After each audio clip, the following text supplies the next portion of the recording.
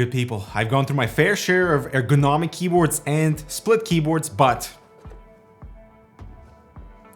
this has got to be the best one yet that I've tried. It's from a brand called Cloud Nine Ergonomics, not to be confused with the Cloud Nine gaming esports brand, even though they have very similar logos. So this is the Cloud Nine C595 Ergo TKL. As you guys know, I love me a TKL keyboard, and this is the most comfortable typing experience that has come across my desk.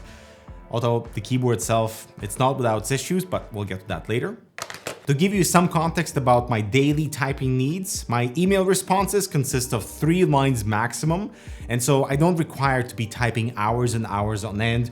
But when you go through those typing tests to get comfortable, to familiarize yourself with the keyboard, this is when things got really interesting, because typing 10 minutes straight on a standard TKL keyboard versus the Ergo TKL, wow, what a huge difference. And my gosh, it eliminated so much of the wrist pain that I was having, especially on my right hand. And the Ergo TKL, in terms of how your wrists, how your fingers, how your hands fall into place, just makes perfect sense. So ergonomically, this thing has got a lot of things going for it. First of all, we have this removable soft touch leatherette wrist rest that are Velcro attached to the keyboard, but it does make unpleasant sound if it's not seated properly, as it does have a bit of a play and it kind of squeaks.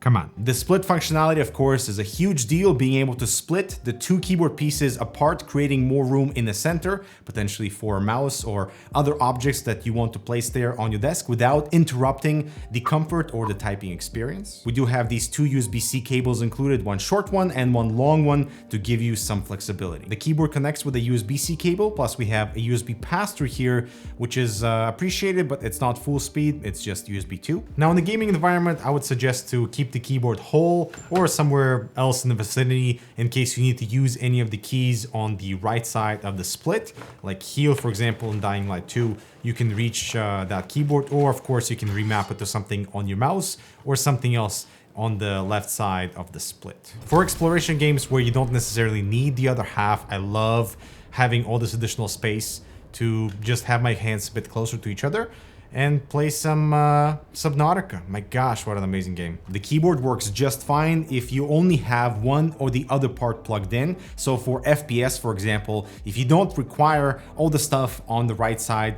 of the keyboard, unplug that and just clear up some of that space for mouse movement, and also being able to really comfortably position the left side of the keyboard and exactly where your elbow lies on the table, where your wrist falls.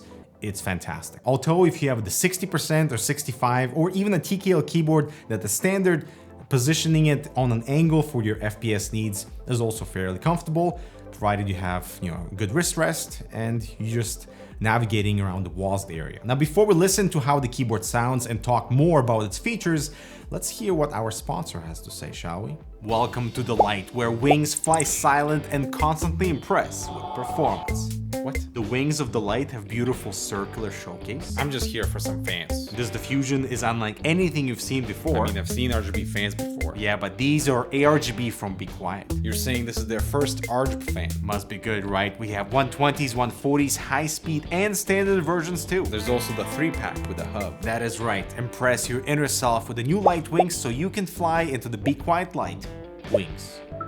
Check them out below. Okay, so size-wise, it is definitely bigger than your standard TKL keyboard, as you can see, because of the built-in wrist rest, because of the stuff on the side, and generally a much bulkier frame.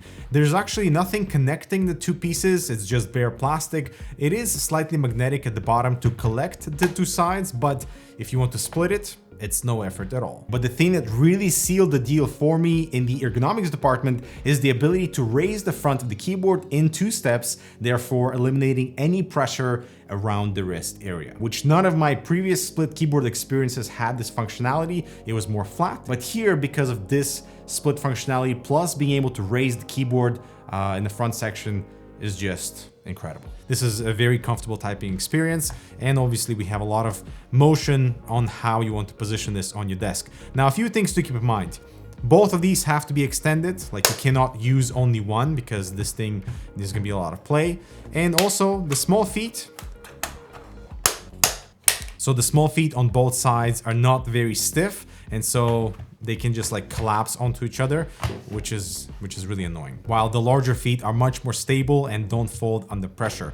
So in terms of the typing experience when the keyboard is put together, it's very comfortable. You just have to be mindful of this gap. So normally the text would be following each other. So I use my index finger on my left hand to reach Y all the time, but now I just have to retrain to use my right hand for more touch typing, proper touch typing. Now, aside from the ergonomic element, which I think is awesome, this keyboard has a few unique things going for it. Number one is that wheel in the center. So it attaches to the left side if you're using it in split mode. It would be cool if you were able to like reposition it based on which thumb or which hand you like to use the most for it. So it is aluminum, which I did not realize. It is also removable, and it has multiple functionality built in. Like if you press function and the actual button, you can either adjust the system volume, switch between applications, do horizontal scrolling, and also adjust the brightness of the RGB illumination. All those 4 modes are color coded, and you can also disable the lighting if that's not your thing. I really like the default shortcut keys on the left side for cut,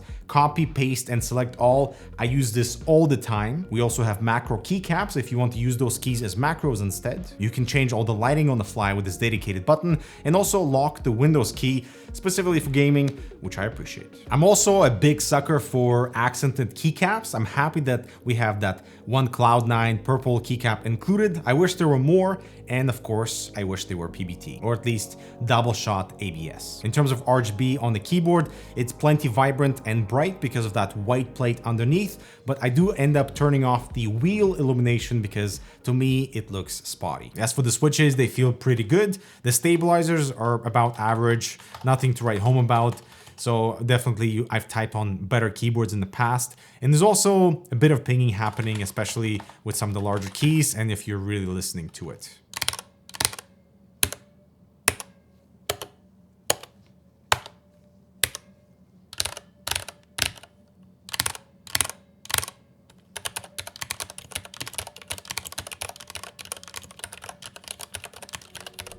So as an overall package at $199, it's a little expensive given the ABS keycaps and the pinging that's happening inside the body. So the typing experience, while it feels good for the wrists, it doesn't sound so good on the ears. But on the other hand, the typing experience is wonderful for your wrists, for your fingers. You know where things are if you're a touch typist. This will not be an issue whatsoever. I just wish that the smaller feet were more stable because that elevation is perfect for me, but the keyboard just slides around and those feet fold back into place. If you're looking for something ergonomic and in the split keyboard space, $199 is actually not that bad, and it's fairly competitive in this split ergonomic category. So definitely worth a look. I'll leave all the links in the description below. Thanks so much for watching. I'll talk to you in the next video.